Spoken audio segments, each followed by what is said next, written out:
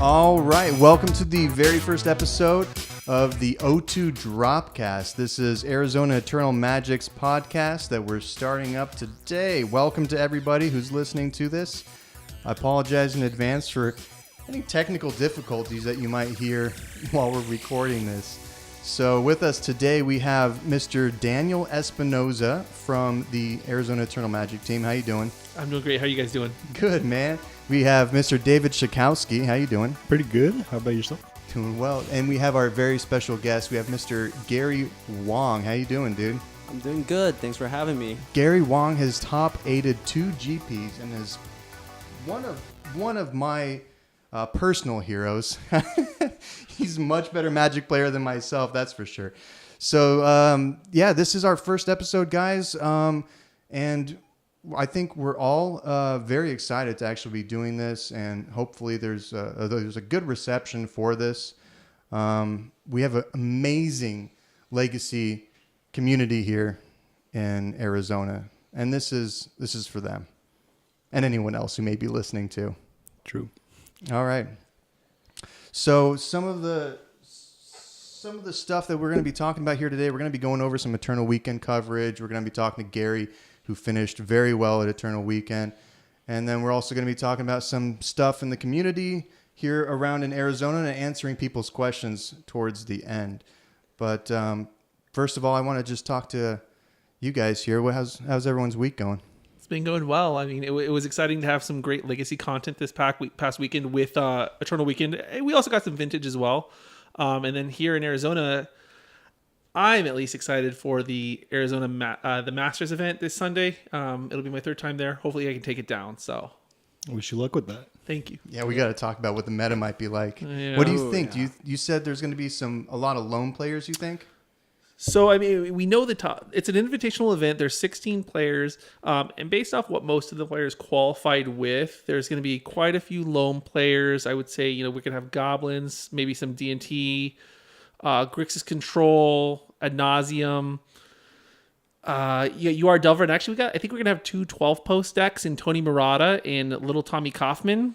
So it's a Tommy Kaufman made the Masters? Tommy and his father. So the Kaufmans are there, but it's an interesting meta, and I just don't think the tried and true Turbo Depths is going to do well in that field, especially with all the Loam decks. Gotcha. So that's a hot take right there. You're going to have to watch out for Mr. Espy over here. He's going to be on something crazy. Is that what you're saying? I've been crunching the numbers, trying to figure out what matchups would be good, and I've been trying to find a deck that'll be pretty decent in the field. I got to go, I think it's 3-2 to top 8, so it's not too tough. It's a triple elimination, so I just don't think Dark Depths is well positioned, so we might run back Eldrazi, maybe some Sneak and Show. If I had the reps in Dredge, I think could be great, but we'll see. It's going to be an interesting tournament, indeed. Why do you think Dredge doesn't get a lot of respect as a deck?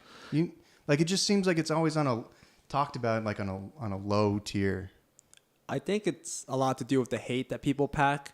A lot of people tend to go with Surgical Extraction, which is it hits a specific card in a deck, but it doesn't shut down Dredge like Rest in Peace does, or Containment Priest, which are both the type of cards that can only be played in generally like Stoneblade or Miracles decks.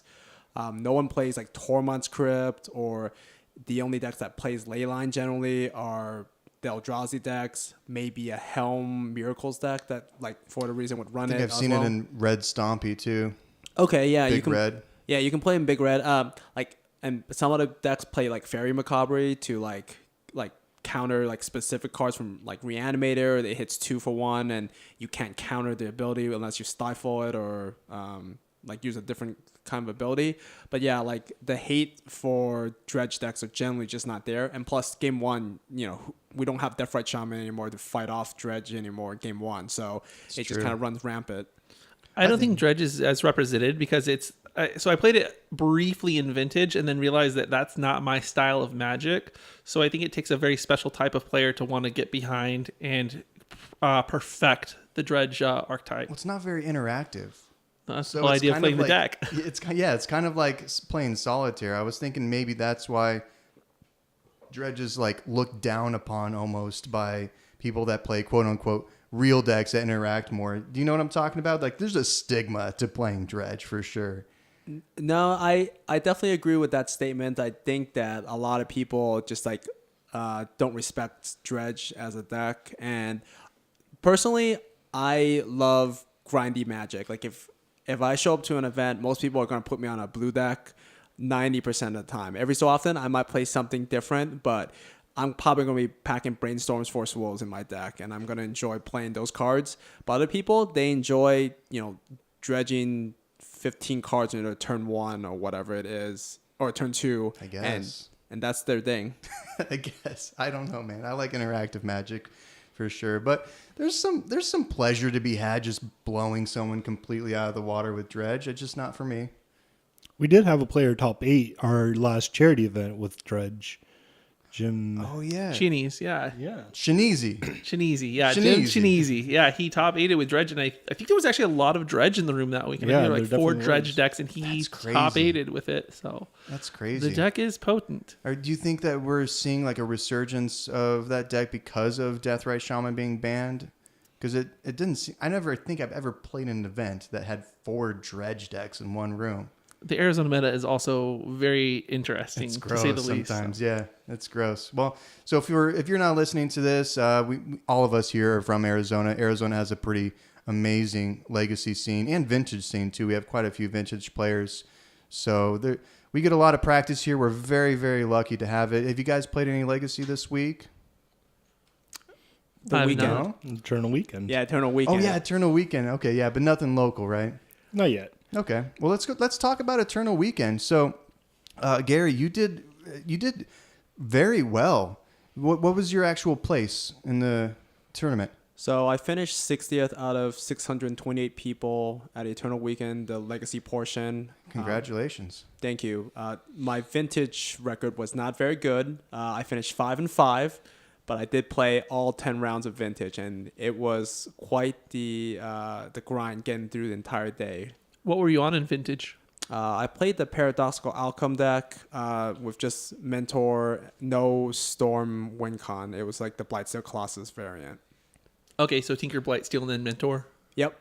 Key Vault in there as well. Yeah, I got some Key Vault action going on, but no Storm. I didn't really like that version very much, even though it won the entire event. So maybe I made the wrong choice.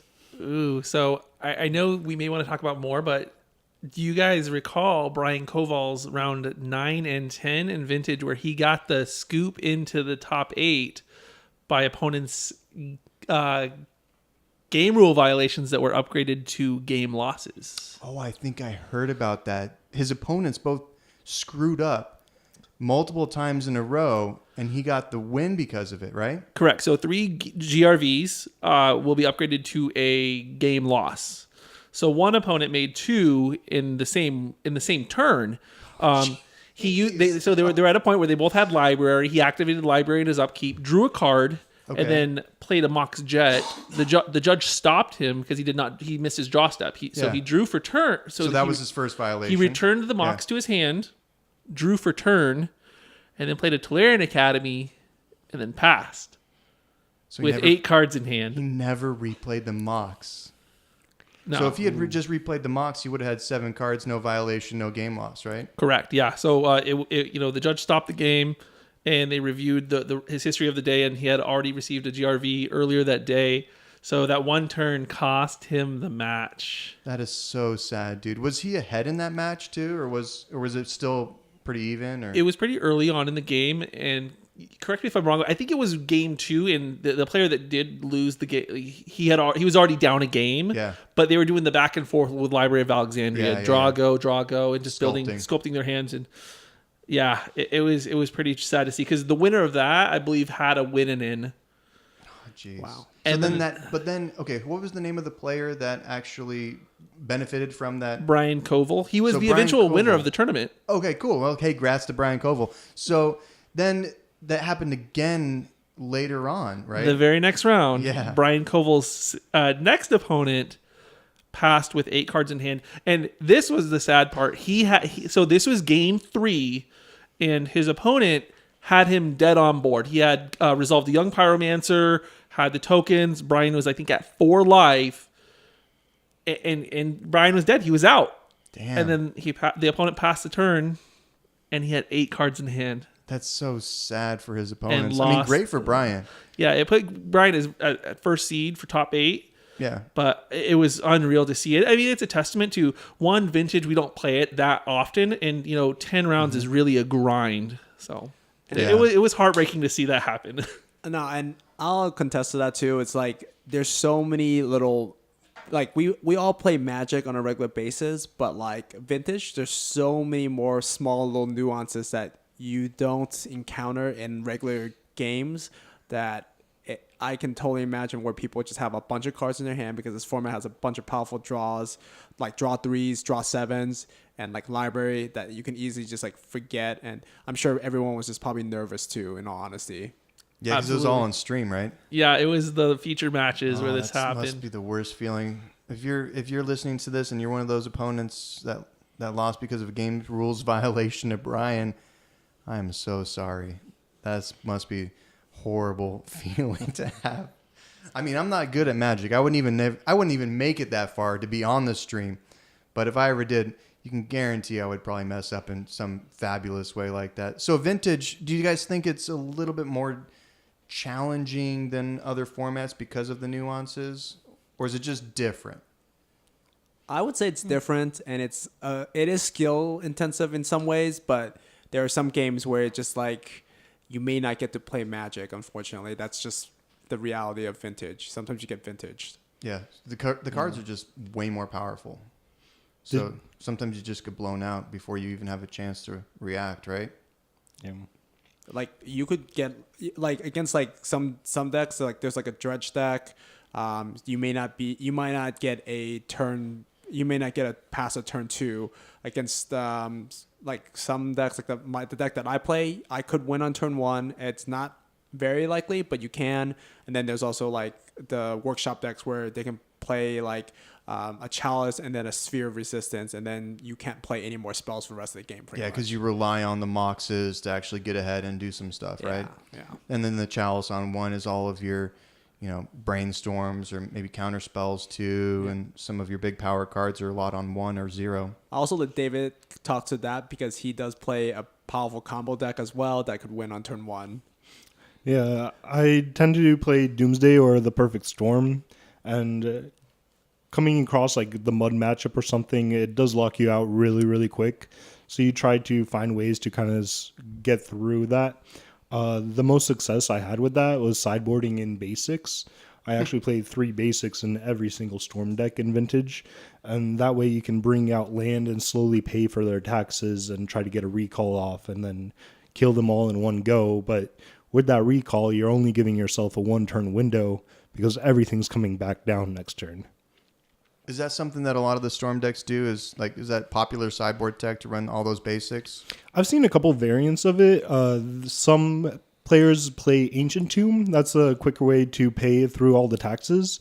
But I'm more of a fan of the basics because they'll stick around. You can kind of cast a Preordain under the sphere effects and try to find your way out. Also, I've seen Spirit Guides.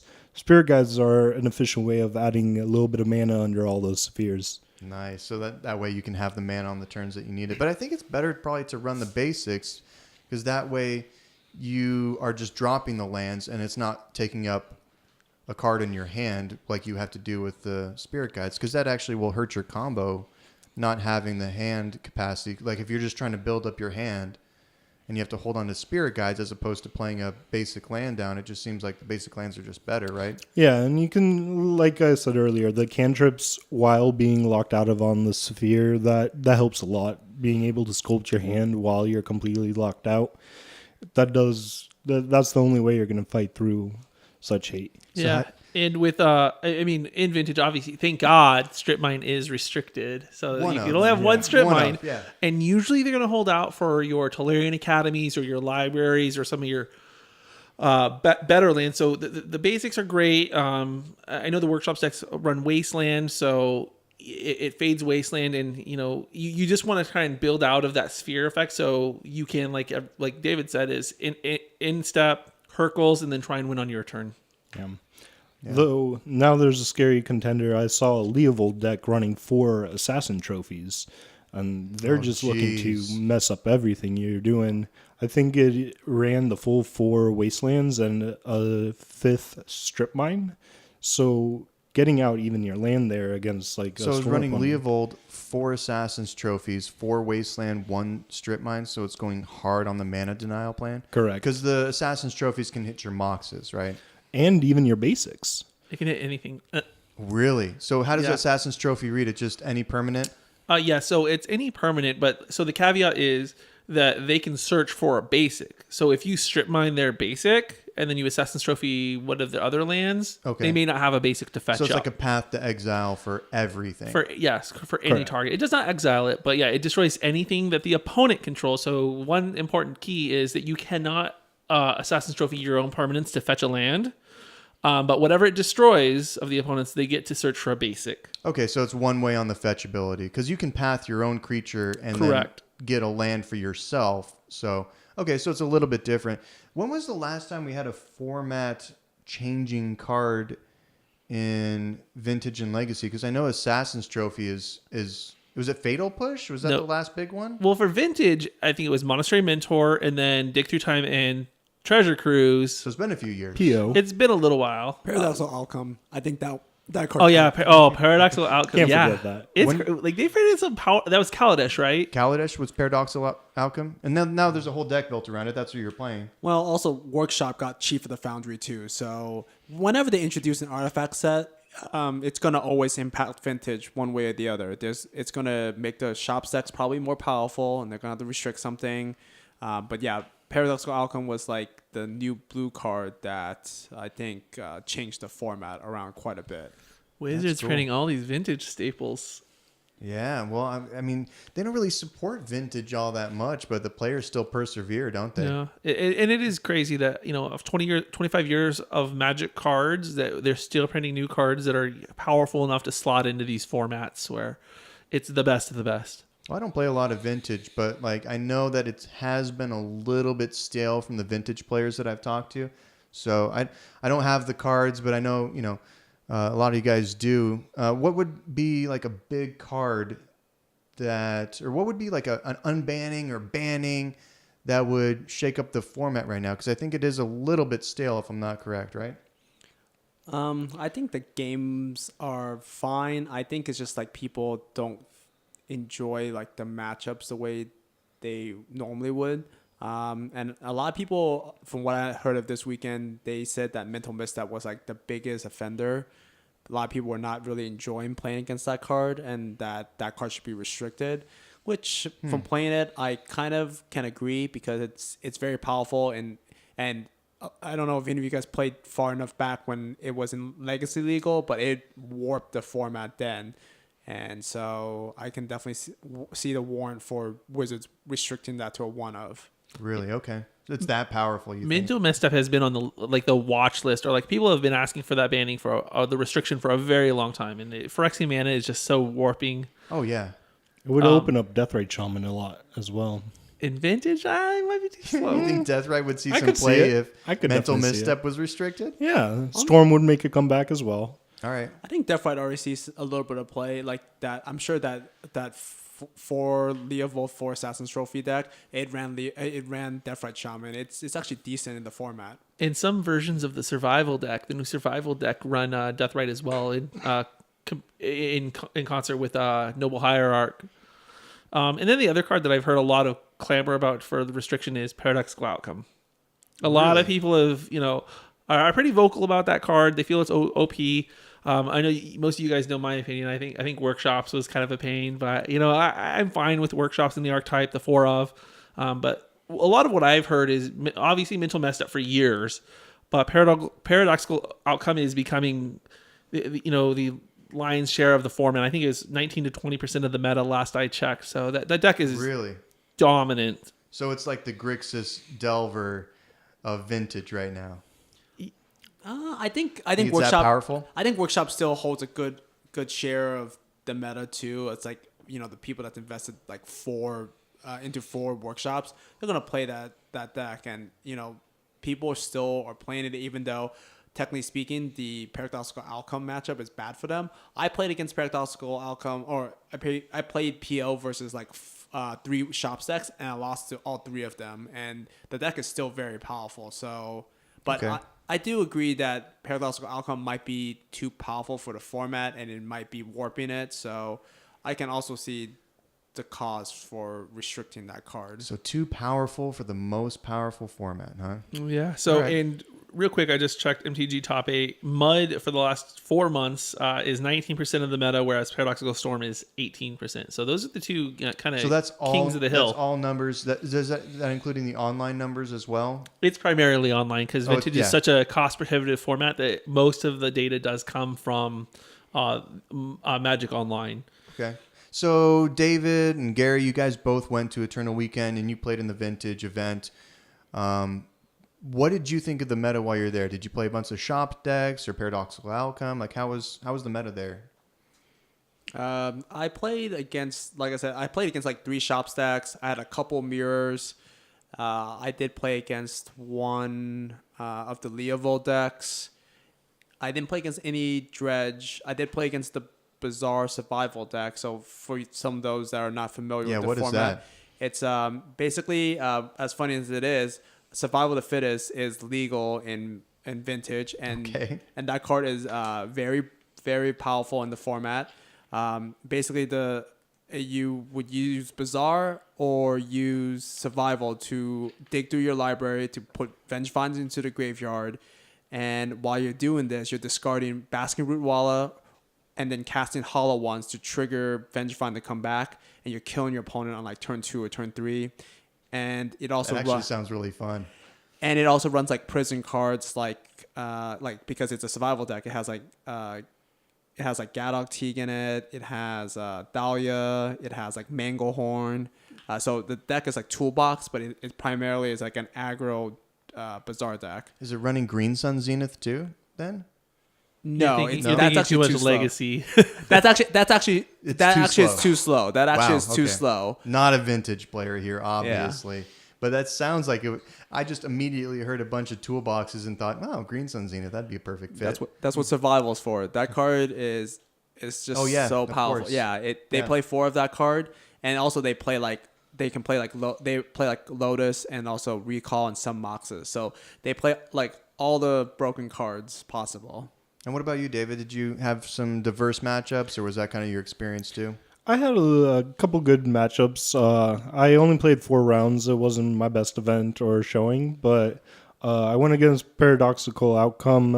Then I played against a friend on going for the Powerless prize. He was playing White Eldrazi. Oh, cool. I hope he finished well. And then I played against a really nice guy on Landstill, and after playing a couple games back and forth, he told me that some players are getting together at a bar to play some old school rounds, and I decided to drop and play some old school. Fair enough. So you said 4 rounds, right? Yeah, 4 rounds, and 0-4 was the record. All right. You went 0-4 drop on the O2 podcast. Yes, I There you did. go, dude. There you go.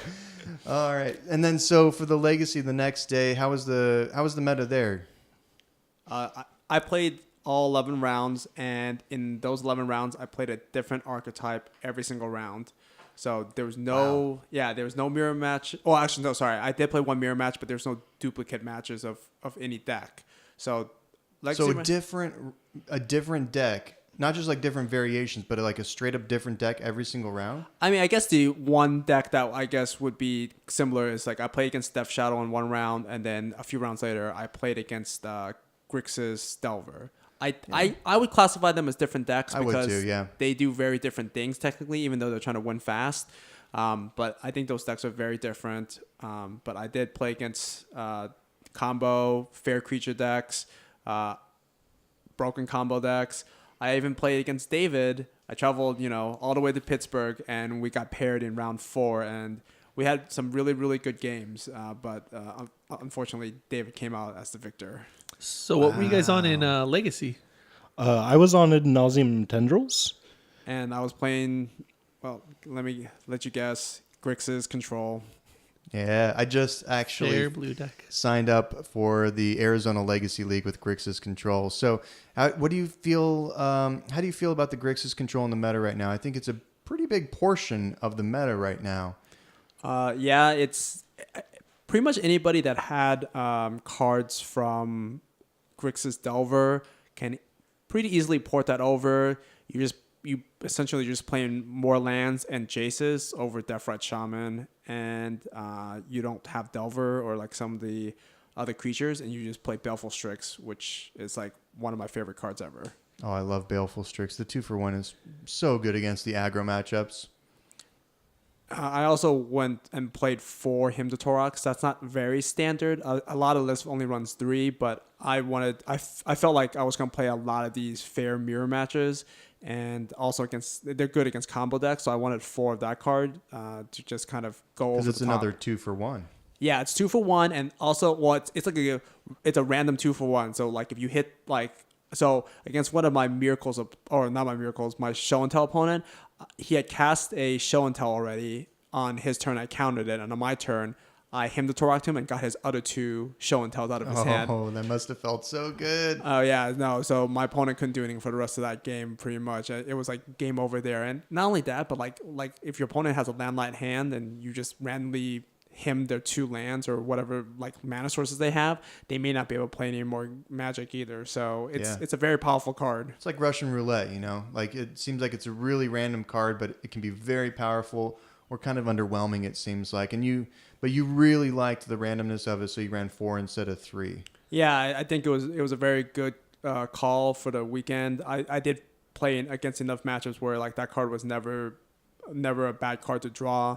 You never cited it out or anything? I shaved some depending on like the matchup. Like against like for example like David though, I would keep all 4 in on the play or on the draw. But against like some other decks, I would trim some because there's better cards in the matchup. Yeah. That I don't need the hand disruption, but might be going for like more counter magic or more specific cards that are impactful in the matchup than just randomly getting 2 cards from them. Yeah. Well, before we go into your sideboard, let's let the audience know, whoever's listening out there, you may not know Gary. If you're in Arizona, you know Gary. He's a great player in our community.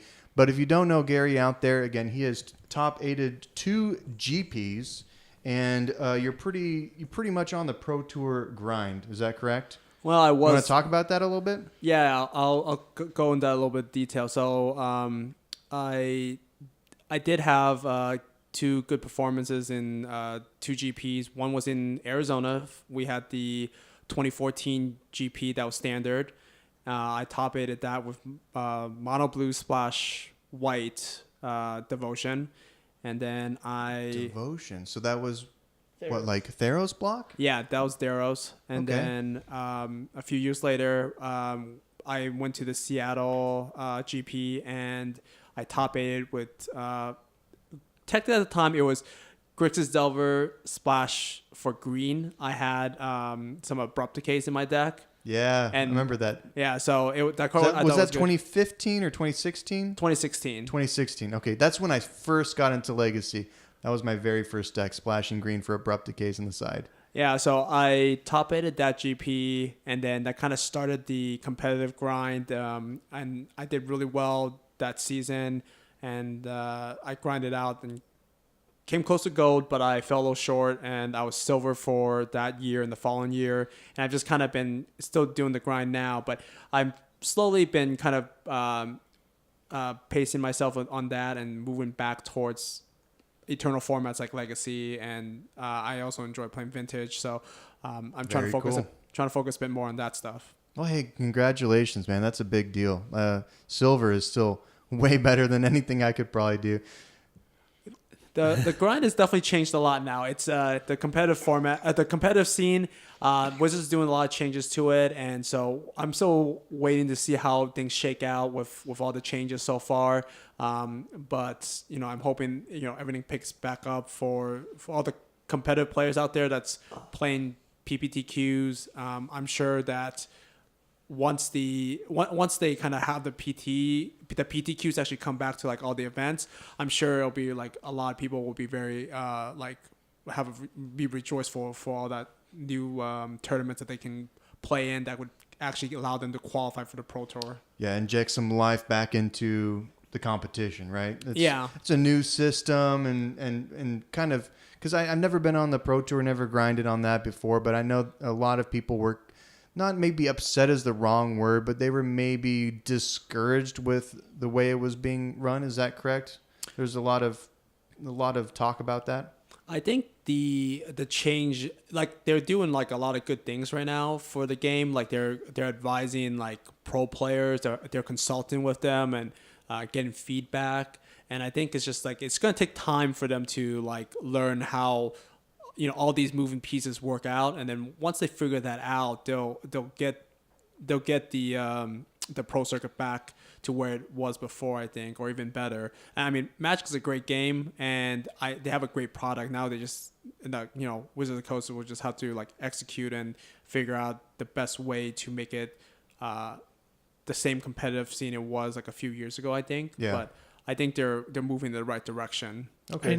I know when people I know when we switched from the PTQ system to PPTQ, a lot of people were excited to have competitive Magic every week, but I think it's been maybe 3 years now since they switched to that. And every weekend grinding PPTQs it's become just that, a grind. So Yeah. it'll be nice to have a new format or a new venue to make the Pro Tour.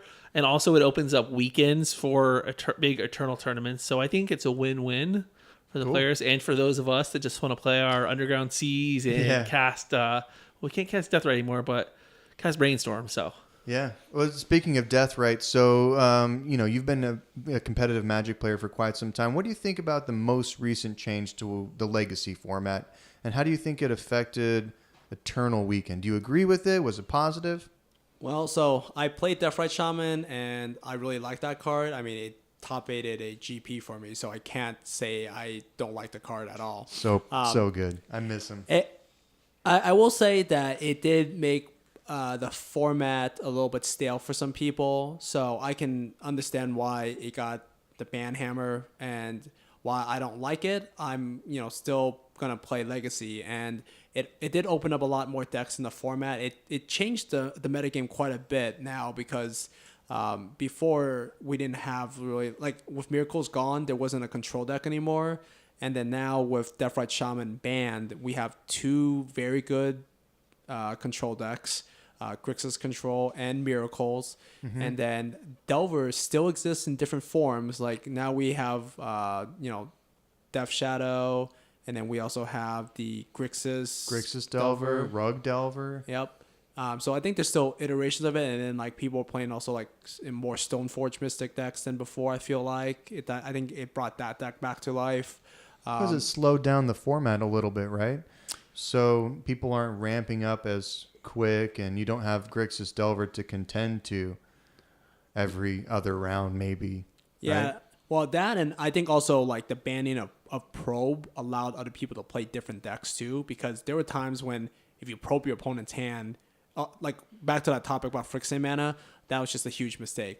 That I don't think it should have ever been printed the way they should have for these cards. Love it. Can we restrict Surgical next? I hate that card. Dude, I run it in every deck, Give it a Surgical. Dude, it has great uses in every deck. Wasteland your Volcanics, Surgical all your Volcanics out. I'm sorry, you don't run a basic Mountain? Oh, too bad. But yeah, I think the bannings, has been good. It definitely made the format very diverse, and I think it's changed a lot of things because like I thought lands would be very, very popular because it preys a lot on decks that had shaky mana bases, but Deathrite fixed that. But lands has not been putting up large numbers, and but all these other fair decks are doing well. Combos like come back into the format, I think, a lot. And I'm not a combo player, so I'll let David talk a bit more about that. I think with the Git Pro banning, it made certain decks better, but also worse. I used to be an avid Doomsday player, and without Git Probe, the deck does not function at all. I know Lee Curtis has been trying to make it work, and I wish him luck, but I've kind of abandoned ship and Given up joined. finally. So you I jump have. After all ship, these you years. finally play a real Storm deck, and you get your first. You went 11-4 at GP Richmond. 10-5. 10-5 at GP Richmond with Ad Nauseam Tendrils. Finally switching to a real Storm deck. Finally getting my first pro point. Pretty It was- good. I know you've been taking down a lot of our F&Ms here in the Valley with Storm since you switched over. I think your win rate has gone through the roof since you switched. And Definitely. David also top 4'd the charity event. He so he yeah, that's lost right. in the top 4 to the Burn player that drew hot. Double Eidolon off top deck. You can't beat that. Oh, that's Yeah. gross. Both game 1 and 2. So Wow. yeah, you lose to that. is that. Did you have a judge check out his deck, make sure it wasn't just a bunch of Eidolons? 8 Eidolons. That seems fishy. I can't say anything to. I believe his name is Christian. He was a great opponent. He's the I one who took definitely- down the whole charity event, He right? Yeah. won. Yeah. With Burn. Yep. God, Arizona you guys bringing think on the that's Burn. healthy for the format? It Deathrite is. Shaman gets banned, and we got Burn taking down tournaments now. I mean, the finals was Lumberjack versus Burn. That was great. What is Legacy, dude? I love it. I think Legacy is. Maybe someone could argue that Modern is the most diverse format, but I really feel like Legacy is still like just finding new ways to create decks, like the Lumberjack deck. I think there was something like it was an older deck, but now it's making a resurgence, and there's all kinds of like weird combo decks coming out of the woodwork. I've seen an uptick in 12 post decks as well. 12 post, exactly. So I agree. Like Modern and Legacy are both very diverse, and it's weird. It's strange to say this because Legacy has such a large card pool, but I think Modern is a more degenerate format where Legacy you can be more interactive. Gotcha. Any deck like so, and I may be wrong. I haven't grinded too many of the Modern PPTQs, but I play unfair decks as well. And I mean, 1 week a deck could be very bad based off the meta, whereas in Legacy you can typically play what you're well versed in and do well. I mean, case in point, Burn won our tournament, and there were 51 players there, and a lot of players had been playing the same, their deck for years. Playing their pet deck, yeah. Exactly. So, I don't know. I guess it's good for Burn players. I think that's another one of those decks that has a stigma attached to it. Like Dredge and it Burn. is. It's one of like, those decks where it's like, oh, it's not. If you're the a real Miracles Legacy guy, deck. if you're the Grixis Control guy or the Storm guy, it's so easy just because those decks are so interactive. I think it's easy to kind of be like, well, you have fun with your Burn. You have fun with your Dredge. But those are real decks. People are taking down stuff with them. I agree. So, hey, Gary, I'm curious. What are some of the decks you played? I mean, you said you played 11 different decks. What are the? Can you walk us through some of the matchups and some of the deck lists that you played? Yeah, so I played. So round 1, I played against Elves. I lost to it in a close game 3. I beat a blue-black show and tell list. It had like Limdol's Vault as like one of the combo piece enablers. Now that's cool. Yeah, and I wasn't very familiar with the list, so I had a little bit harder time navigating through it. I did beat that one, and then I played against Pox. Yeah, that's right, Pox. That is like one of like everyone's favorite. I feel like that like just they don't play very much, but in a big event, people that haven't played in a while, they'll just bring that Pox deck. Yeah, So their pet deck. Yeah, it's like, yeah. So that deck, like I played against that, and then I played against Ant. That's David. Was that your first loss? That was my second loss. Because you lost against Elves in round 1, right? Round 2. Yes, L's in round 1. Okay. Oh. Then Show and Tell, Pox, Ant. I played against the your original deck that I played you the first time. It was the Blood Moon. Oh, Stompy. Yeah, Stompy. Red like with Stompy, dude. with Trinus, like, and I want to clarify that this was like a different version of it. It wasn't like low to the ground. It was like prison lock you with Trinisphere or Blood Moon, and then go over the top with like do the breach or sneak attack. So that I played against that deck, and my opponent trounced me game 1, and then games 2 and 3, my Hymn to Thorax got me that match. Played That's against a good deck. well, I love prison decks so much. this guy's deck was nice. His what was that enchantment from Urza's Destiny? The Pyromancy. Pyromancy. Discard a card from your hand and do it to your Yeah, opponent. my do opponent. damage to your opponent. Yeah. He had foiled out his deck, and those looked amazing. Oh, I'm sure they did. I'm jealous. So I played against Miracles, and I beat that match. Oh, I'm actually going to talk about this one because it was let's put a flag there because that seems like a really interesting match. Grixis Control versus Miracles. Yeah, so that matchup, I think game one, very favored for Miracles. They have way more powerful cards, and their removal is good against all the cards that you play against because, honestly, they don't care about like Bevel Strix or Snapcaster or Gurmak. They just swords it or terminus it, and it negates your Kolaghan's commands, like card advantage. It makes, and they also have Jace to bounce your Gurmak, so like it's really hard to recast it all the time. But I managed to beat my opponent. It was a crazy match because I managed to land Jace, and I got him to level where he was going to ultimate. He was at 12 actually because I had to use it a previous turn to bounce something, and my opponent had 3 cards left, and he didn't concede when it was my turn when I could just ultimated the Jace. So I thought to myself, I'm like, why would my opponent would still be playing this game since it's also time is important in this matchup? It's usually going to be a slog fest. You're going to be jockeying This for was position. game one you're talking about. This was right? game one, Okay. so I couldn't figure out why he wouldn't concede. So I'm like, all right, well, I have a Snapcaster still, so I'm gonna play a Snapcaster just dot sees him to see what his hand looks like, and it gives it 2 cards now, so that Jace's ultimate will just win in 2 turns. I played the Snapcaster. He counterspells it, and I don't have a counter, so I'm like, okay, I let it resolve. And I'm like, all right, so he's down to 2 cards, but I'm like thinking, I'm like, you know what? I was like, he might have a Entreat the Angels in his hand. If his card is actually if one of his cards is Entreat the Angels, I'm actually like I can't ultimate here. trouble. Yeah, because he'll just Entreat next turn. And I don't have a sweeper in my main deck. And he has one last turn to finish you off. Right. Yeah. So I had to I had a bunch of cantrips in my hand, so I went digging, and I luckily found another Snapcaster. So that one was good enough for me to play it and flashback at Dotsies. Look at his hand, and he has 2 Entreats in his hand. Oh, 2 wow. of them. So I'm very glad I played around it. That was like one of my better games I played, and I thought of because most players would just ultimate the Jace right there. Oh, yeah. And Snapple. snap ultimate, and my opponent was hoping for that too. After the games, he was just like, yeah, I thought you were seriously gonna just ultimate Jace right there, and I was gonna win. And I thought about it. I'm just like, there's no way that this guy would just be waiting for me to ultimate here just to concede the game. So I played it out a little bit further, and I sniffed out the miracle trigger the miracle that he could have gotten from me just ultimating the Jace, and he had 2 Entreat the Angels. So he would have won. Yeah, he would have for sure That's won. really impressive on both sides. Number one, I would have never thought of that if I was the Miracles player, to just let this guy ult his Jace so I can Miracle cast 2 Entreats. And number 2, I wouldn't. If I was a Grixis Control player, I wouldn't have. I don't know. That just wouldn't have crossed my mind. I would think by then he would have brainstormed him back or something, right? Hey, that's what separates the pros from the amateurs. No kidding. Kidding. That was a really really long drawn out match, and he had 11 lands in play because the game went on long.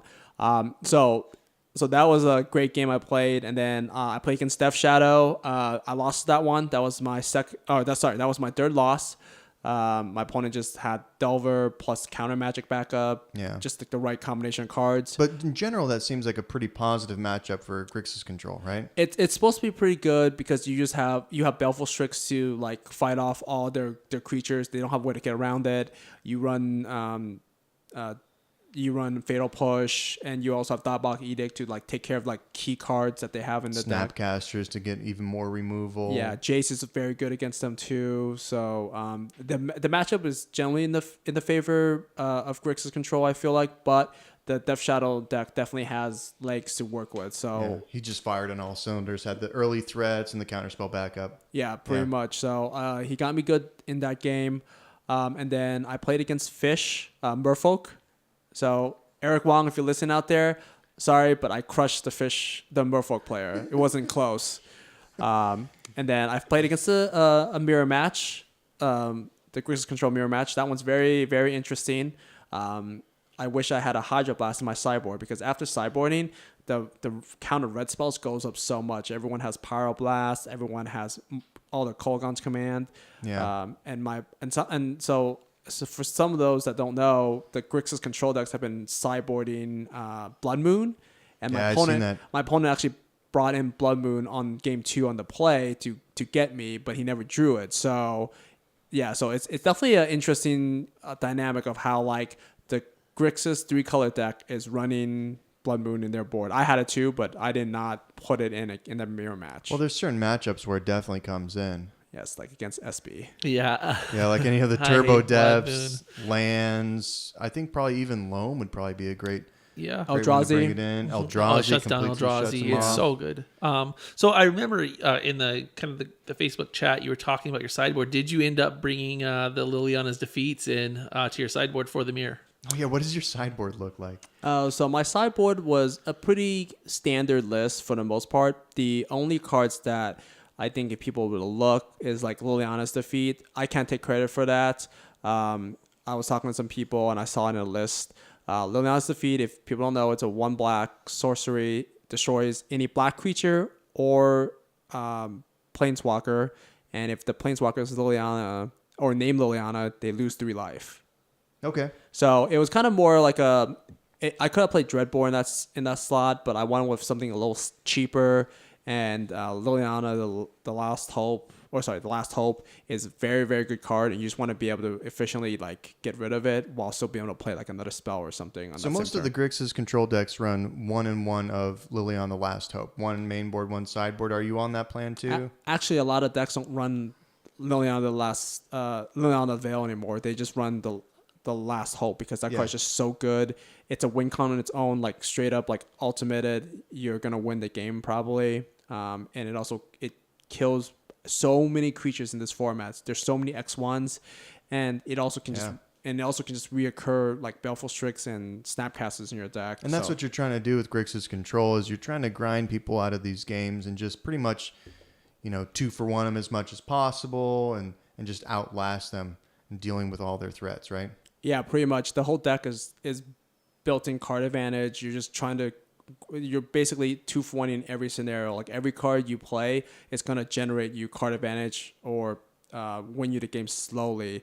And Liliana Last Hope is like it fills all those roles. It kills stuff, it gives you card advantage, and it's a win con on its own. Yeah, she's a house. So that was one of the cards I ran that was kind of outside the norm. But my sideboard had like the normal Pyroblast effects.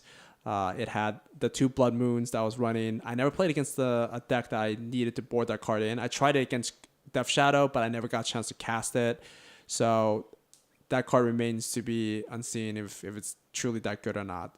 And then there was a bunch of like Fluster Storms for storm-based decks or more Control Mirrors, Surgicals. Mm-hmm. But yeah, pretty much my list was pretty close to stock, minus the Liliana's defeat, and then my 4th main deck. The hymn. Tutorial. Because usually the 4th hymn is in the sideboard, right? No, my 4th. It depends. Some people have it. It's just like 3 or that's dropped, right? I've seen some lists where it runs the 4th. Or Really? They run an extra in the sideboard. Okay, I'll have to check out the list. Well, so I used to play the Grixis Pyromancer before the Deathrite Shaman banning, but I wasn't running Deathrite Shaman. I was just abusing, the Pyromancer. But I would run the Blood Moons in the side and stuff. I haven't tried the new Grixis Control and what it looks like in the meta right now, but that's the deck I think I'm going to switch over to. I think it's actually a really good choice right now. Yeah, I think the deck has game against everything. Your game 1 against combo is very dependent if you're on the play on the draw, and also if you have hymns for your opponent.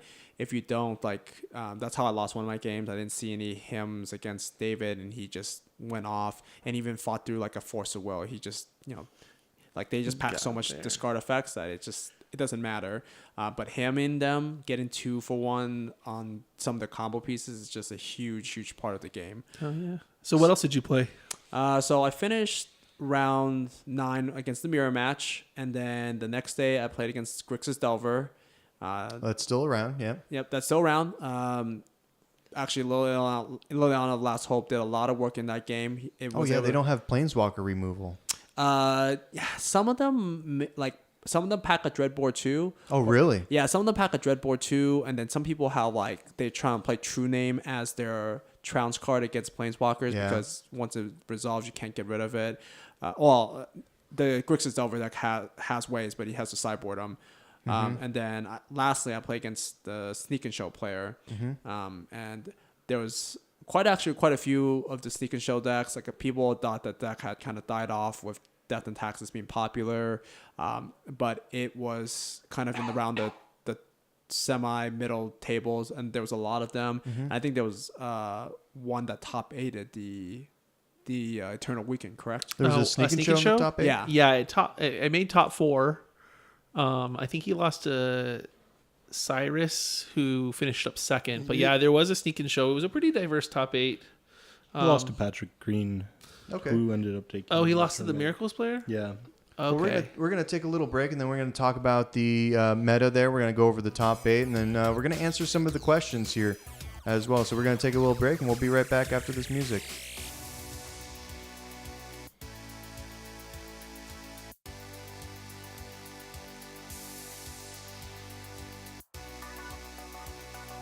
All right, welcome back to the O2 Dropcast, where we're talking about Magic the Gathering, and so we're gonna talk about a little bit about the top 8 from the last big event for Legacy. We're gonna go over the deck list. SB, you want to take it away? Yeah. So in no particular order, our top 8 shook out to be depths. So it was slow depths with Mox Diamonds. It appears to be the next evolution of the Turbo Depths build. We had elves.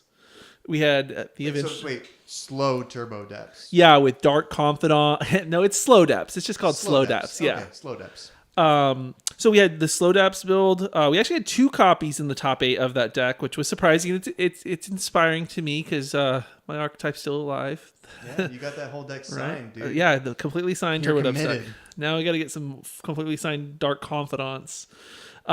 We had elves in top 8, which was nice to see it bounce back after losing Deathrite. It wasn't one of the biggest, losses for the deck, losing DRS, but it's still nice to see elves around. Not a huge loss. Yeah, we had Miracles, the eventual winner, Patrick Green.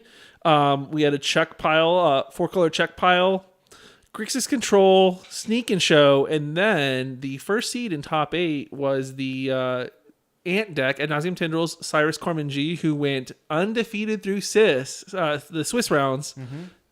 And, well, we could talk about the finals in a moment, but it's a pretty diverse top 8. It's a good mix of decks. What was the finals? The finals was Cyrus on Ant versus Patrick Green on Miracles. Okay, so I'm curious about the Grixis control list because we got a Grixis control player here. So what was the list? Is there anything that catches your eye that's different about it? Let me go ahead and pull it up. So I know that Grixis control typically doesn't have a whole lot of flex spots, but we're also in the point in the meta where there's still just kind of like we talked about earlier. There's just some weird stuff still being utilized in those decks, like Hydroblast being there or not there. So I see True Name, which has not been that favorable lately. So That's kind of weird. Yeah, so his creatures he had 4 Baleful, 3 Snaps, 2 Gurmag, and 1 True Name. I know True Name was like a house for a long time. It was great, but then everyone started boarding their Toxic Deluges, their what's the black-white one? Target opponent. Zealous Persecutions, Yeah. Marsh Casualties. So True Name has fallen out of favor, Council's judgments too. yeah. Yeah. So the True Name stands out. He was running the 3 hymns. He wasn't greedy. The deck list is pretty standard. He was running 2 K commands. I've seen a lot of decks run 3, typically with the K commands. Is that typical 3K commands? Three's been kind of the standard. I mean, I can see why people might shave it, but personally, I think that's one of the reasons why the deck has a lot of edge over other decks. Were you running 3? Yeah, I was running 3. Yeah. The card's just very good. It's very flexible. It does a lot of different things. Card advantage. It kills creatures, artifacts, and sometimes you really need to get rid of some chalices that's in play. Plus, so you can snap it back. Yep. Yeah. Oh, And then snap you can K snap command, it, K command snap. Yeah, dude, Oh, exactly. it's so savage, and I think that's the recursion and the value that the deck can generate is what puts it at the top tier of legacy Yeah, decks. well, that's what makes it a control deck is having those K commands. Having 2 seems a little bit like, I don't know. I don't see the advantage of it. What would you shave it for? Like maybe a counter spell or some other just like direct answer to a threat? I think his list played True Name. The True So Name. I think True the True Name's Name not- may have taken up the slot. 3 CMC both. Yeah, I could see that. And then, so the spells are pretty standard outside of the 2K commands. His Planeswalkers, 2 Jace the Mind Sculptor, 1 Lily the Last Hope. And then despite having, he had his land suite, he had 2 islands, 2 swamps, no mountains, obviously. He did not run Blood Moon, though, in his sideboard. So he wasn't trying to get the free wins with that. He did have Dread of Night. I know I play that sometimes in Turbo Ups because Death and Taxes can be a bad matchup, but usually K Command is just so backbreaking Well, that maybe you don't if you're need... running 2 though, like maybe then that's why the Dread of Night is there, because your D&T matches are a little bit worse. Yeah, so I mean I can't imagine what else it comes in for. Yeah, that's about it. I think he had his deck had more flex slots. Like he had a Snare and Bridge for like the big Eldrazi matchups or Dark Depths or 2 Leyland of the Void. Is that typically a bad matchup if you don't have Blood Moon in the side? Oh yeah. I think you want some ways to deal with like the land stacks that are playing that unfair land access part of the game, and plus you don't play Wastelands, so you don't have any ways to interact with them that way. So you definitely need to have a kind of a card that like puts the nail in the coffin for against like lands. Yeah, I and agree even with you. I don't think running Grixis control without Blood Moon is. It just seems like a no-brainer to just have easy wins on those matchups that could be attacking your mana base potentially or putting out big threats you can't deal with. It just shuts off all that kind of stuff. And even so, he also, I mean, it's pretty standard. He has a Pithing Needle in the sideboard, so like against Sneak and Show decks, Reanimator, the Dark Depths decks, you can literally just get the bridge out, buy some time, get your Pithing Needle, and just kind of win with Jace behind the bridge. That's a slow win. Yeah, it's But it's a control deck. It's grindy, it's Gary Wong. It's a grindy deck. That's right up his alley. I've won plenty of games in Eternal Weekend with the Jace Ultimate. It's not that hard to get there once you've locked them out. And I will attest to also Needle being very good. It's a very good flex slot. People that aren't playing it, I highly advise you to run it. It does a lot of things. And also sometimes it randomly gets people that have fetch lines in play and they don't realize that they have fetch lines in play. Oh yeah. So you just punish the bad players. No, it happens. It just people just The forgetful players, maybe I should yeah, say. they sometimes forget that you can name and people are just like fixated. They may be like, oh, he's gonna name like my sneak attack, or he's gonna name like Aether Vial. Like I've named Aether Vial in the tournament and it got my opponent very good. It kept them from I being. know SP's actually screwed me over with a needle with the depths deck. Oh yeah. Like I'm not paying attention. He's gonna name Wasteland, and then just names Polluted Delta, just ruins the rest of my game. Yeah, no, Pithing Needle is such a great card. It's so flexible. I mean, you can run it. I mean, it's rarely a dead card. So yeah, I love it. I mean, obviously in Turbo Depths I'm running 4 main. But usually if I'm playing any deck, I try to at least have 1 or 2 in my sideboard. Shuts off Planeswalkers. It's just an all-star card. So let's move on to the finals matchup. So like I said, Cyrus went undefeated through Swiss. He made it to the finals to face Patrick Green on Miracles. And David actually had a pretty interesting observation about the Miracles deck when we were discussing it earlier today. You care to share, Dave? Yeah, I was building it myself to kind of give it a try at our local FNM. As you do with the top Exactly. one list. Right. You like got to get a feel for it, see how to beat it, what kind of hands it draws. And I noticed it's actually running 62 cards. So 62? I don't really understand. He put a ton of cantrips in there, so he definitely has a way of digging through his deck, and probably those 2 extra cards didn't. And you have this search, of course, in there, right? No, he didn't. No search. Really? He has 4 counter spells. What? Yeah, So you think the counter spells were the extra cards? Is that what you were saying? So- It definitely could be. It was definitely an impressive deck. Cyrus had a lot of work cut out for him to try to push through that. So we did discuss when we took our break. It could have been a typo. I mean, it's strange to see 4 counter spells in the Miracles deck, especially when he's running the Just Guy colors, because he will be using 3 different colors, and sometimes 2 blue can be tough because you want to have your basics out. Yeah. But yeah, 4 counter spells is unusual in the main. He was also on Accumulated Knowledge, which has seen some popularity in the Miracles builds. So accumulated knowledge is the one that you cast, and then if you have other copies of it in You your draw a graveyard, card, you draw more. and then you draw a card for every copy of Accumulated Knowledge in your graveyard. And what does that cost? Is it 2 or It's 3? 1 blue, 1 colorless. Okay. Instant it's speed. 2 for instant speed. Okay, is that taking over the predict slot, or was he running that too? He had one predict. One predict. Okay, So yeah, typically, at least the miracle. So I built. that's an unusual list. Like it's not crazy It's wild, different. but it's definitely different from the miracles that we've seen the last few months. So I know Andrew Cuneo's list, who won GP Richmond back in August, September. He was running 3 predict. So it looks like you're either in that predict camp, and predict is an insanely powerful card. Yeah, sometimes can be difficult to play. It's hard to remember the cards on top. But I mean, I know some people are getting some value of AK, and especially snapping them back and drawing 3-4 cards off of it is a lot of value. Outside of that, I mean, the deck's not okay. So another interesting card, he did have an engineered explosives main, which you don't typically see in most miracles decks. I think the Miracles deck has a lot of flex slots. Like It does. It has like 3 flex slots, and I think the flex slots generally revolve around whether they run Entreat. Not all of this run Entreat. Some run more creatures. Monastery Mentor is another flex one, and then I think the last slot is like either another cantrip effect or like a random removal spell. And I've seen a lot of like Or counterbalance too. A counterbalance. I think is kind of still one of the 2 main deck. I think it's a staple still. I think Yeah.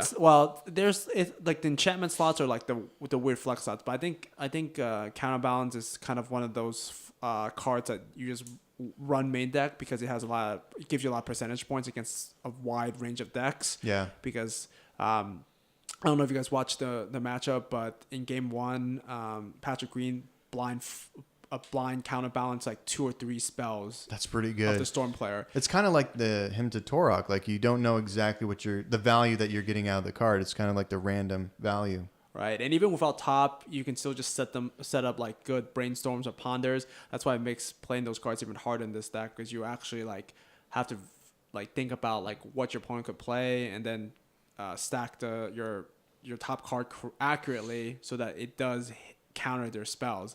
And as we saw, like he got to counter like a couple free spells, and that was more than enough for him to win the game from there. So Absolutely. I think the skill cap on miracles is really high. Oh yeah, I started playing it a while. I would say a couple months ago, and I'm not ready to bring it to like a big tournament. So I'm gonna get my reps in at the small FNMs and whatnot before I try and take it out to a big event. But it's a very intricate deck. There's different ways to build it, and I will touch on it before we forget. So Patrick Green's main deck win cons were 3 Snapcasters, 1 Entreat the Angel, and he had 3 Jace the Mind Sculptor. Okay. Out of the board though, and actually I will talk to the counterbalance because I did watch the finals. There was a point there where he just had Cyrus locked out with the countertop. He had a couple good blind flips, but then he started to get the cantrips and he had Jace out to where he was just stacking it with 1-drops and 2-drops. I think he countered 3 Cabal rituals. He was countering dark rituals. Like he just kind of. So he was playing it well. He was setting up his cantrips with the counterbalance very well. It sounds the like. card is still powerful without Sensei's Divining Top. And then the sideboard, so he was running 2 back to basics in the side. Some decks run them main. They'll run 1 or 2 main. He's running 2 in the side. Kind of the same idea as a Blood Moon. You want to hit your Eldrazi matchups. You want to hit your Yeah. lands, loam, stuff that's tapping out, putting big threats out. And then back to basics. I mean, it's been out for so long, but it's been a bit of a sleeper. I think the card is in some cases, in some matchups, better than Blood Moon because you get 1 use out of your land, and that's it. Like you're not tapping for any mana with your non-basics. He had Containment Priest, which is pretty standard. A Council's Judgment, a Disenchant, 2 Flusterstorms, an additional win con in Monastery Mentor in the side, 2 Pyroblasts, a Red Blast, 2 Surgicals, and then we get into the weird stuff. He had a Null Rod and a Tormod listening. He had a Tormod script and a Null Rod in the sideboard. And if How many Tormods? just 1. It was Okay. 1 Tormods, 1 Null Rod. And in game 3, Tormod script basically won him the game against Cyrus. How so? So, like Cyrus had a bunch of discard effects, but like he couldn't play it because now Torment Script's in play already. So something. Okay, so Tormod script was on the battlefield. He had played it already. He's playing against ants, right? No, so the Miracles player Patrick he had it in play versus Cyrus, the Ant player. But now with Tormod script in play, he can't go for Past in Flames as the way to generate enough card advantage and storm count to win, to fight through it, because it's in play now. He needs to get rid of it off the battlefield. And Cyrus hit a couple abrupt decays, but unfortunately, the Miracles player also played No Rod too, so he put him in this weird spot where you have to abrupt decay either the No Rod or the Torment Script. If you have No Rod in play, it stopped all of Cyrus's mana rocks, like his Lotus Petals, his Lion's Eye Diamonds couldn't be activated. But then if he didn't destroy the No Rod, then he doesn't have enough mana to go off either. But if he destroys No Rod, now Torment Script is active again. That actually came up in like a weird game state scenario. That's actually really cool. Like it sounds weird when you list them off in a Miracles deck. You think, well, you just have enough counter spells plus counterbalance. You're just, you have enough tools there. But turns out, I guess Null Rod and Tormod script on the battlefield against Storm is pretty good. Yeah, no, Patrick navigated that game very well. He had the Tormod script in place since turn 1, and he dropped the Null Rod at a point where Cyrus either had 2 LEDs or 2 Lotus Petals and one of the other. So he had to abrupt decay the Null Rod to get access to his extra mana. Yeah. And I think he also it was also after he had an Ad Nauseam. And it got him a lot of action, but not enough to win the game. Not enough to play around the Tormod script. Correct. He hit the Past in Flames off of it, but that Tormod script shut him off. And he had lost enough life. I think he went to 5 off the Ad Nauseam. And because he has Dark Petition in his deck, and it's being game 3, I mean, he didn't want to risk it when he got to 5. It'd be such a disheartening way to lose Eternal Weekend. Yeah. Is to flip Dark Petition. So he stopped at 5. I don't know, go big or go home. That seems kind of epic to go out that way, but so he stopped at 5. He had the Passive Flames in hand, but it was a dead card because of the Tormod script, and he did get another Abrupt Decay, but at that point when he had to cast it, he had to use it to kill a Monastery Mentor that was lethal. It was a lethal swing with a Mentor and a token. Because he was at 5. Correct. Yeah. He was at 5. Mentor, he had a pros of 1, so Mentor swinging for 3, tokens going for 2. And he had to use the Abrupt Decay on the Mentor. It was a very close game. Yeah, I'm going to have to watch that match. It sounds like it was great. It's a good replay to watch. It was great, but yeah, huge props to Cyrus. He did extremely well all weekend. He narrowly missed top 8 of Vintage and ran undefeated up until the finals. Great guy, and I'm sure he'll take down a tournament in the near future. So. Yeah, you don't almost take down Eternal Weekend in both formats. If you're don't not run good. Undefeated. That's impressive, man. That's good. Props to Cyrus. You said his name was Cyrus Cormangill, and then Patrick Green, the eventual winner, with his 62 card Miracles deck. Now, if you're listening to this and you know that's an error, go ahead and just find us on Facebook, Arizona Eternal Magic. Go to our website. Let us know somehow if that's an error or if he actually played with 62 cards. But that's interesting. So anybody else got anything for top 8 before we move on to questions here? Any other interesting things? Not top 8, but once it does come out, there was a Esper Miracles deck that made top 24. Pilot was Dan Miller, I believe, and he's a pretty accomplished Miracles player. I think he came in second a few years ago at Eternal Weekend. But yeah, he was running Esper Miracles. He was running Thoughtseize, Lily the Last Hope, Vindicate. That sounds awesome. It was pretty spicy. Dude, I want to play Vindicate so bad. One of our local players, Anthony Hare, who was on his Lumberjack Loam deck, he actually played against Dan, and cool. From what I heard, he got crushed. Wait, so Anthony Hare was at Eternal Weekend too? He was. Cool. And he played the Lumberjack Loam deck. God, everyone was there but us. We were the 2 scrubs that stayed in Arizona. Should have came along. It was a great trip. I love Eternal Weekend. It was at Pittsburgh again, right? Yep. I love that venue, man. That big, the glass that overlooks the lake there. It's just, it's a really pretty venue to have. Yep. So whoever hasn't been to Eternal Weekend, I highly urge you guys to go check it out. It's a great chance to play some Eternal Magic, hang out with your friends, grab some great food.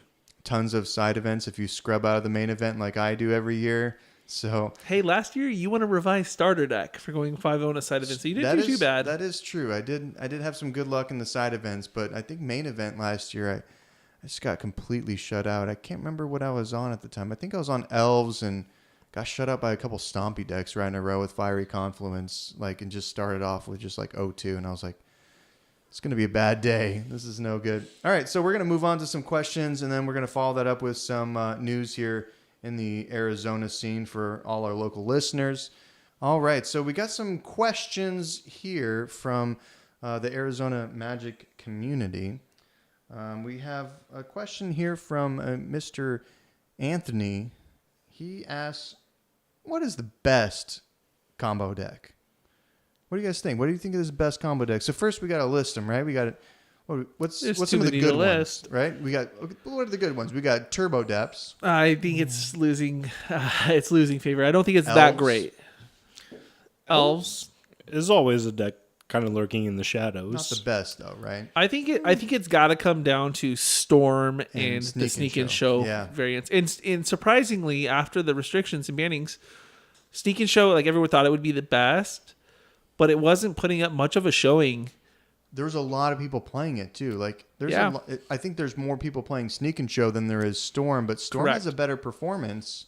Do you think it's Storm more is- versatile just because I it's think got also- one big I game think plan? Storm can just win through hate. I think the hate against Storm isn't as it's not. It just doesn't shut down Storm. Whereas a Containment Priest or a Cage or I think Storm is just very resilient and it can fight through the hate. Yeah. Whereas Sneak and Show can be shut down pretty quickly. Also, I think a really big negative part about playing Sneak and Show, I played it for a while. I took it to Eternal Weekend a couple years ago. I lose to myself. The deck loses to itself. Dirtling. There's plenty of opportunities for comboing off, but I haven't drawn the cards to get there. I think with Ad Nauseam and the tutors and stuff like that Storm has, I think its consistency is higher than Sneak and Show. I would say Storm is the better combo deck. I'm gonna agree, and I mean, asking David is a little. I mean, probably has a biased opinion. Yeah, but this what do you dude's think? What do biased. you think, David?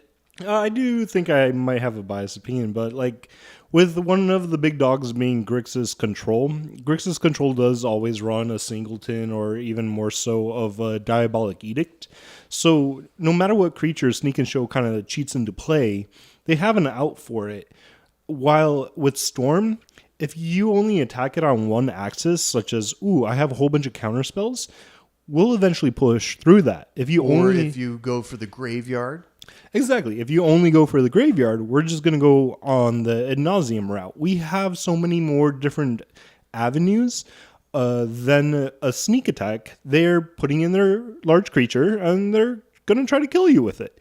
Yeah, but that's pretty much one way to win. The Omni version does have the Firemind's Foresight, grab all the stuff, Cunning Wish, grab, release the ants. It can do that kind of axis as well, but I think that deck is even less consistent than traditional Sneak and Show. I agree. I think we're also seeing a huge boost in Pyroblast and Red Elemental Blast from the sideboard. We see it out in Miracles and Grixis Control. Can't Pyroblast Tendrils. Exactly. Yeah. But you can definitely Pyroblast the Show and Tell. Oh, Yeah. absolutely. So even if again, Grixis Control or Miracles, they have a lot of hate pieces for Sneak and Show. Miracles has, which is one of the biggest decks right now. It has your Containment Priest. It has all the counter spells. It has the swords for your Gristlebrand. It has all that kind of stuff. And on top of that, it sides in Fluster Storms, Pyroblast, maybe even Hydroblast as well. Same thing with Grixis Control. You have your Hymn to Tauros. You have your Thoughtseize. I think they have a little bit of a quicker clock in Grixis Control. Plus, they have Pyroblast and not Graveyard Hate, but they have the Pyroblast, Hydroblast, and stuff from the side. Yeah. So ants. The verdict is Ant, right? And specifically Ant, not Tess. Yeah, Ad Nauseam. Yeah, Ad Nauseam Tendrils is, I think, the best combo deck. Yeah, and if we're wrong, Let feel us free know. to It's not reach Tess, us. it's the Epic Storm. Brian Oh, Cook would kill us. Yeah. Oh, excuse me. TES. Excuse me. Please excuse me. I am surprised that I think it's in the same vein of Show and Tell or Sneak and Show, builds is same with Reanimator, right? There's just too much hate that just shuts it down, and I think that's why Ad Nauseam Tendrils is the combo deck. I didn't in even Legacy think at this about time. Reanimator. I don't think it's one of It's the best. not been combo on the decks. radar, and everyone- Yeah. I- even the I- black red version, I think it had a Reanimator archetype had a resurgence with those new colors there, but I don't think it's Yeah. Well, and a lot of even people close to Sneak and Show or Ants. a lot of people were worried that it was going to take over with Deathrite Shaman leaving. It hasn't, though. Everyone has the hate. Everyone has the Surgicals, the Fairy Macabre, Containment Priest. Yeah. There's just too much hate for it. And yeah, I agree. Ad Nauseam Tendrils. All right. Well, you heard it here first. Ad Nauseam Tendrils best combo deck, if the evidence isn't already there. All right. So Anthony has another question here for us, and we can choose to talk about this. I think this is a good one. What's the best deck in the format? Now that's a hard question when you're talking about Legacy, but maybe, Anthony, I'm going to rephrase this here. Maybe the most consistent deck. Is that a better question? Because best is a little nebulous, right? One way or another, I still think I would put my vote for Miracles. They can Really? attack every portion of the game other than doing hand hate. If you have an enchantment in play, they can disenchant it. Same with artifacts. They have Council's Judgment. That They have answers anything. That Terminus, answers anything. Swords. They are now squeezing in back to basics, so they can attack your lands. They have counter spells for days. Cantrip for days. No, they don't have Dazed. True. They have counterspells for Dazed. I think we might have to be the first to try that out. Dazed and Miracles. No, that was done. Remember there was a Monastery Mentor list with days at Oh, yeah. Eternal Weekend last year? Oh, I believe. Yeah, you're yeah. right. True. Yeah, there was that. But Go ahead. it's just being able to control every single axis of the game other than your opponent's hand. So better than Grixis control. I would say so. Grixis control is definitely weak against any type of resolved enchantment. They can't deal with it. An artifact, sure, they have K command, so there's kind of protected against artifacts. But if you get an enchantment on the board and you don't have a force in your hand, it's sticking all game. it's sticking and you can't do anything about it. Yeah. Yeah. So I will say I think the best decks is reduced. I mean, it's a split between Grixis control and Miracles, but I think Miracles kind of outshines Grixis for the same reasons that David cited. It can answer anything. It can handle anything. Yeah. And It's I think hard to attack. it too. is. Like, You the don't want to best thing you overcommit can to the do- board ever. Exactly.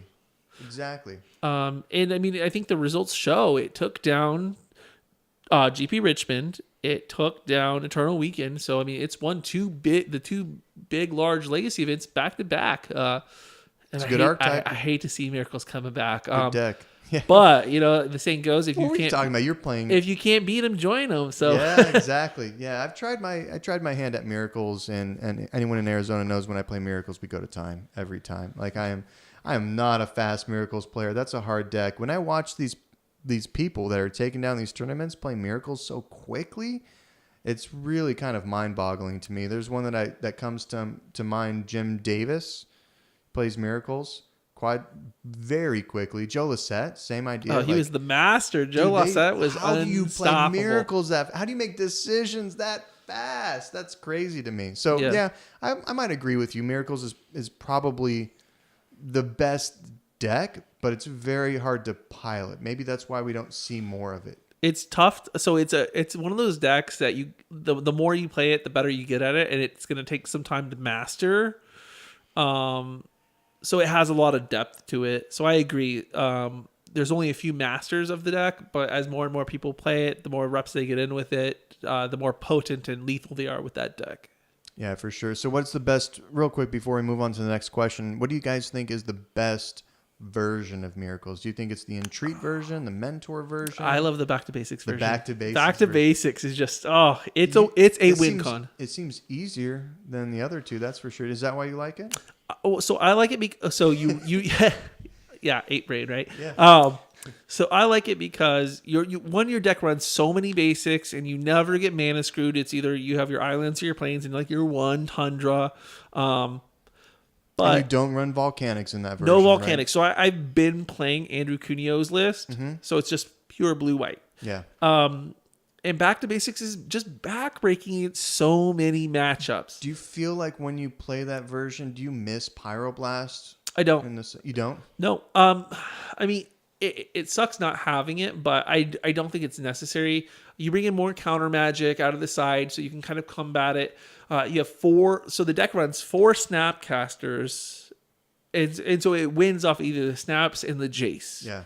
The 3 Jace the Mind Sculptors, right? So it doesn't run Entreat or No anything entreats, like that. Yeah. no mentors, but literally you win. I mean, Back to Basics cripples Lock your 'em out. opponent. It stops their strategy, and you either win with Jace or you win with some mentors. And I like that build the most, but I mean, obviously, like we've seen that other variants can take down a Wins tournament. with Jace or Snapcaster Mages. Those are the only win cons, right? But I'm going to go home and build that that Miracles deck. I'm going to play the winning deck list. So Yeah, I might try it out too. I think I have all the cards for it, and it looks. I don't know. I haven't played Miracles in a while.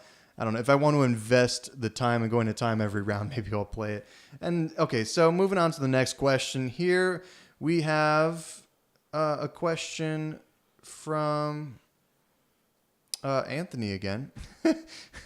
I think all of our questions that I'm going to pick tonight are from Anthony. He's asking some good questions tonight. So the next question, last question for the evening: Assassin's Trophy or Abrupt Decay?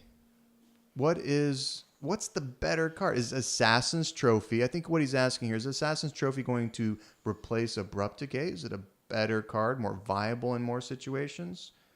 Or is it just a fad right now? What do you think? it's definitely not a fad. Assassin's Trophy is one of the best pieces of removal that we've seen. But I think a lot of it depends on how you build your deck, what you need that type of interaction for. So as a Turbo Dubs player, where I run 3 to 4 Abrupt Decays in the side, and I'm using those to take care, get rid of bridge, counterbalance, etc. Right? But also at the same time, I don't have an answer for Gurmag Angler. I don't have an answer for Humility when people were playing that for a while in the Landstill decks. I mean, some of the Planeswalkers you have Needle to deal with, but Assassin's Trophy is it's a wasteland. It'll take care of a Caracas. It gets rid of, Maze of Ith. So you think in Turbo Depths it's a little bit more versatile than it's Abrupt tough Decay? though. So you also have to consider the matchups you bring them in against. Like Abrupt Decay's greatest strength is it will resolve. There's no doubt about it. 100%. Unless they're like flashing Inventor or something. Or redirecting the target. Yeah. But no one's doing that kind of stuff. Abrupt Decay will resolve. So any threat that it has to deal with, it's going to answer. Whereas, you may be hesitant to bring Assassin's Trophy in against some of the heavy counter magic decks. So Assassin's Trophy is a fairly new card. For people who don't know how it reads, do you know how it reads verbatim? Yeah, one black, one green, destroy target permanent your opponent controls, and then they can search their library for a basic land and put it into play. Yeah, the text on the card just makes it seem way more versatile, but again, then you're susceptible to the counter spells. So that's the trade-off that you make, huh? Yeah, I'm currently running a 3-1 split, 3 Abrupt Decay, 1 trophy, because I still want the Abrupt Decays for the uncounterable clause. But Assassin's Trophy is a great card. Yeah, it's seeing play in all formats right now. So I think it is an amazing card as well. Yeah. David, do you even care about Assassin's Trophy? Are you running it in Storm? Definitely not. The uncounterable clause in Abrupt Decay is definitely key. I think you really have to look at it as a completely separate card other than Abrupt Decay. Abrupt Decay kind of can alleviate something that's really stopping you, but Assassin's Trophy is more of a Vindicate. It's a destroy target permanent that's pretty big in Legacy, and sure, some decks struggle with a Jace or something like that. But for my own concern, I'm just looking to get rid of your Thalia, your Null Rod, or something. Yeah. And I got to make sure that gets off the table. Do you think maybe it would be a really great addition to a bug Leovold control kind of thing? Do you think that's still possible without Deathrite Shaman? We've actually seen a couple of shardless bugs trying to come back. And Really? With nobles? Or what's the ramp there? Is there any? Dark Confidants, actually. Well, that's not ramp. That's it's not card ramp. advantage. It's card advantage. It is card. And Shardless Agent is card advantage as well. Yeah. So they kind of grind out that. It's heavy on Leovolds and some trophies here and there. Okay. I don't really see a good ramp in it, but Yeah, because Noble doesn't get you the right colors. Yeah, I think Assassin's Trophy. Birds, I guess. Maybe that's so you Maybe. can get a Shardless out on turn 2, maybe? I don't know. So I know some of the Loam decks are playing Assassin's Trophy, but I think the card is best in like a Nick Fit deck where they're Yeah. using Veteran Explorer to pull all the basics out of theirs and your decks early. Yeah. So Assassin's Trophy is just a clear removal. Yeah, clear removal, and then they're playing way bigger stuff than you can play. Yeah. Absolutely. Well, maybe we'll see a resurgence of the Nick Fit stuff. Yeah, I do like seeing those types of decks. I hope I don't see any Nick Fit stuff around Arizona because that I play mainly decks that are susceptible to Nick Fit. So, all right, well, we're going to talk a little bit about what's going on here in Arizona. So if you're not listening to this and you're not in Arizona, you may not give two shakes about what we're about to talk about, but it sucks for you. So in Arizona, we have an awesome legacy community and an awesome vintage community. Obviously, it's way smaller. Vintage is horribly priced, but for the legacy stuff, we got some cool stuff going on. The series that's going on right now in Arizona is about to wrap up for the 2018 year. The Masters event is going to be next week, and that is going to decide who is the 2018 legacy champion. We've had hundreds, I think over 100, somewhere between 100 and 150 players, different people, show up for the event over the series, and I'm really excited to see how that turns out. We kind of talked a little bit about trying to guess the meta earlier, and it's going to be exciting. There's some really good players in Arizona, and they actually ship out to events all over the world. We have people going to Japan later this month. We have people going on our short drive to Vegas. People have gone to Seattle, gone to Japan before. We got a really good team here. So that's going to be really exciting to see. Upcoming events. Right now, Arizona Eternal Magic is going to be working on some type of Toys for Tots charity event after the popularity and success of our last charity event last month for the breast cancer. What was the actual foundation? The Breast Cancer Research Foundation. Breast Cancer Research Foundation. We raised some money for that, which was awesome. And so we're going to do a Toys for Tots. That the location and the date is going to be announced here very shortly. It might be announced actually by the time that you hear this. So check out azeternalmagic.com if you live in Arizona for all your Eternal news there. Also, the 2019 series is already ramping up. We're going to have our first event on January 12th. Thanks for the help. January 12th. And I don't know, SB, you want to talk about that?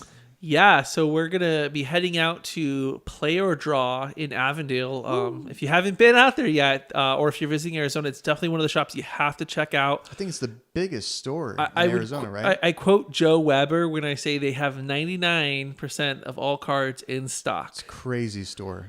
They have everything. So lucky to have it. Bought some of my power from them. Right? I got my Black Lotus from them, so... Same. Most of my legacy collection is from that store. They have a lot of cards there. It's ridiculous. Yeah, so we will be hosting an event January 12th at Player Draw in Avondale, Arizona. We'll likely be streaming the tournament, and it's going to be our first first of 5 championship events that will feed into an end of the year invitational tournament. After that, we're also going to have preliminary trials. PTs, right? Get on that PT train. And the preliminary trials, the winner of that will earn a bye until the next city event. So we plan to have a great legacy scene next year where we have players coming from, we got guys in Sierra Vista. We got Coolidge. Shout out to Domenico. The guy religiously drives down from Coolidge often to play his burn deck with the rest of us. It's 100% foil burn deck. Guru Mountains. Who foils out burn? Burn players. We should get him in here just to get inside his head because I want to know what kind of man foils out burn. That's the thing with burn players; they just seem to do it. Him and Chris, love it. They just love it. Yeah. But yeah, so we'll have the PTs; those will get you a bye to the next city event. And then at the end of the year, we'll have our invitational event, invitational championship, where the top 16 will battle it out for prizes, fame, riches, and respect. Some of those you will receive, actually. So probably not respect. All right, and shout out to our last 2017 season champ for the series was Killian. Killian Minton, yes. Killian, he's a local player here in Arizona, and I believe he actually, you can always correct me if I'm wrong, Killian, but he borrowed the deck because he didn't own all the cards for it, and then just grinded until he perfected his matchups, and he took down the Masters last year. So I don't know if you automatically get an invite for the next year's Masters tournament here in Arizona. So he's going to be showing up. It's this weekend, right? It's this Sunday. It yes. is this Sunday. So he's going to be showing up for that. Let's see how he can do there. And then 2019, it'll be once again all open. Everyone can contend, and hopefully I'll make it this year. You get it, in man. 2019. Get back on that train. And David, now that you're playing Ad Nauseam Tendrils, you're a shoo-in. Oh, I'd hope so. I don't know, you've been taking down the F&Ms here, so I believe in you. All right, so that's going to pretty much wrap it up. Just as a recap here, if you are in Arizona, make sure to go to azeternalmagic.com where you can see all of your Eternal news. I want to thank Gary Wong from the bottom of my heart for coming for our very first episode. Gary's a busy guy, and he made some time here to come out and talk to us about his deck, so hopefully you learned as much as I did from his Grixis control strategies there. And we had Espy, Daniel Espinoza. Yeah, it was a pleasure being here. I'm happy to be part of the crew, and I'll see you guys next week. And we had David Shakowski. Doomsday. As some of you know. Doomsday. Yeah, thank you for the invite. Well, hopefully Doomsday. next week we'll be back doing a tournament report of my victory at the Legacy Masters. I would love to gloat You about made my it to the tournament. finals, I think, a couple years in a row, So right? yeah, so last year I got third with Turbo Depths, and then the year before I got second. I lost to Hadley, Goblins aficionado, and I was on Eldrazi. Yeah, he's a really good Goblins player. And now is the time to shine with Goblins for sure. Yeah. And then, and I'm Zach Zent, and this has been the O2 Dropcast. Thanks for listening.